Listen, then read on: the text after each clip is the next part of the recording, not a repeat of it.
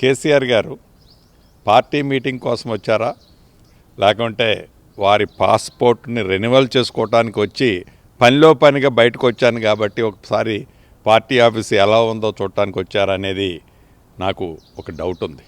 ఏనాడు ఈ ప్రధాన ప్రతిపక్ష నాయకులు అసెంబ్లీకి రావాలని ఆలోచన కూడా లేదు.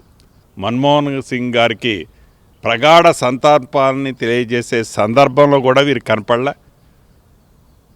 గడిచిన వర్షాకాలాల్లో విపరీతమైన ఫ్లడ్ వస్తే జస్ట్ అట్లొచ్చి ఒక పూటో అరపూటో ఏడనో చెయ్యి ఇసిరి వెళ్ళిపోయారు.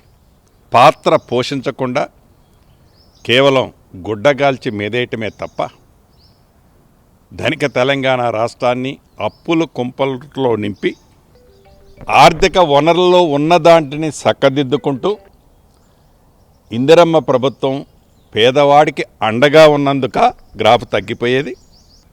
ఆ దొరవారులాగా ఫామ్ హౌస్లో ఉండకుండా ఏ వ్యక్తి వచ్చినా గౌరవ ముఖ్యమంత్రి గారు కానీ కేబినెట్ మంత్రులు కానీ కలుస్తున్నందుక కాంగ్రెస్ పార్టీ గ్రాఫ్ పడిపోయేది. ఎందుకు కాంగ్రెస్ పార్టీ గ్రాఫ్ పడిపోతుందని ఊహల్లో మీరు ఊగిసలాడుతున్నారు?